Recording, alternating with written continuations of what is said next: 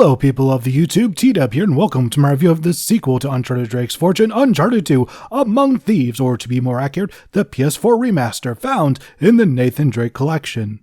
Just a quick warning, there will be spoilers, so continue with caution, comrades. The simplest way to explain the events of our adventure is that our boy Nate is on a journey to find the mythical Chintamani stone before our villain of the story, Lazarovich, does. On our way, we're joined by Chloe Fraser, Victor Sully Sullivan, who ducks out after a couple of chapters, and eventually a returning Elena Fisher and her camera operator Jeff, who has such an amazing character arc.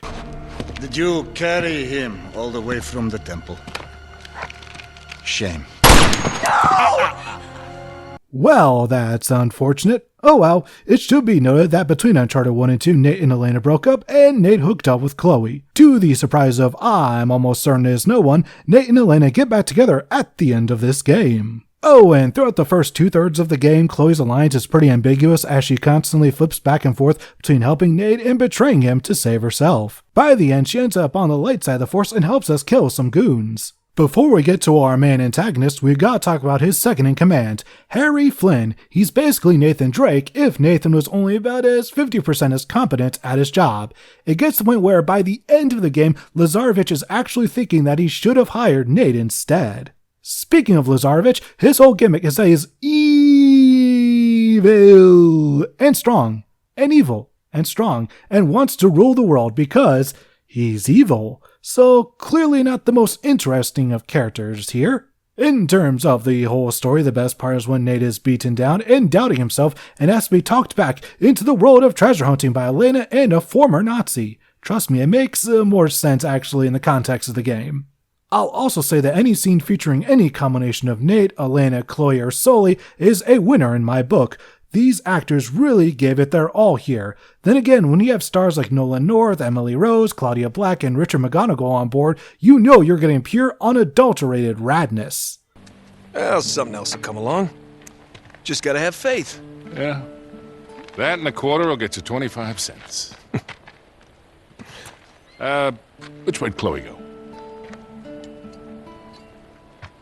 See you later. Oh, no. You're a dirty old man, Sullivan. Uh-huh. How'd you find me? Well, a friend of yours asked for my help. Hello, Nate. Oh, no. No. Now, wait a second. Sully, kick her out and shut the door. We're safer in here. Just wait a goddamn minute. Hear her out. Now for the gameplay, it's your usual mix of shooting bad dudes with attitudes, climbing all of the things, and solving puzzles. The combat is the part that got the oldest to me. This is mainly due to the fact that you'll be mowing down the same goons for so much of the game and it just got so tedious so fast. The ones that really got under my skin were the shotgun wielders who also had thick as fuck body armor. So not only could they kill you in just a few hits even on the easier difficulties, but they also take an absolute age to kill unless you're using an OP weapon.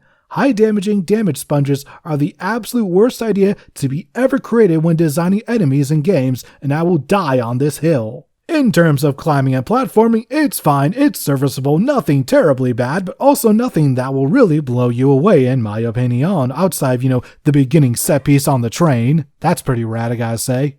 The puzzles here are fine, but if you're like me and recording this entire game in one sitting, then by the time you get to the penultimate one, you're going to be tired of the roadblocks and just want the puzzle to be solved ASAP, thus making you extremely impatient. The final puzzle thankfully required much less brain power, so thank you for that, Naughty Dog development team.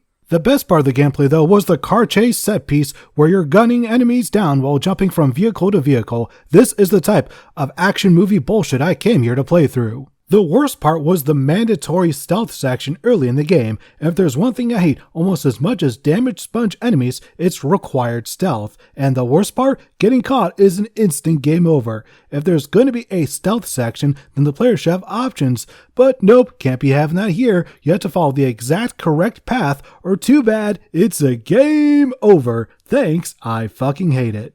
Speaking of hate, the boss fight against Lazarovich. He's an overpowered shotgun-wielding Hulk, made even more so by the sap from the Tree of Life. Yeah, it actually makes sense in the game's narrative, trust me. And the only way to damage him is to shoot the resin when he's near it. And he has 4 stages, and you have to complete all 4 in one go without dying. To say that my stress levels were off the charts would be an understatement. I know I said that I didn't like the final boss of 1, that was a QTE, but this is somehow worse. I haven't played Uncharted 3 in several years, so here's hoping that once we reach that game, it'll have a better conclusion. And that was Uncharted 2 Among Thieves. It was a decently fun time for the most part. While the gameplay was more focused on what worked from Uncharted 1, the final few chapters really dragged compared to the previous game, which had a much snappier pace. While I can see why people would call this their favorite in the franchise, thus far in replaying them, my mind is currently set on either 1 or 4, but we'll see how I'm feeling once I revisit the rest of the games. The saving grace really was the story for me. If it wasn't as enjoyable as it was, I don't think I would have gotten even halfway through this game.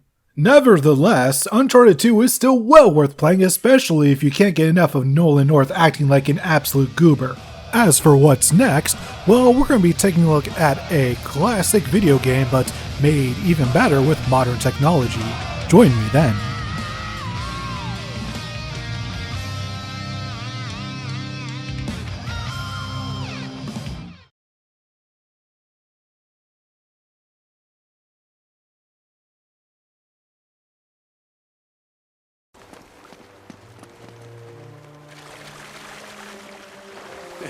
Hey, check it out.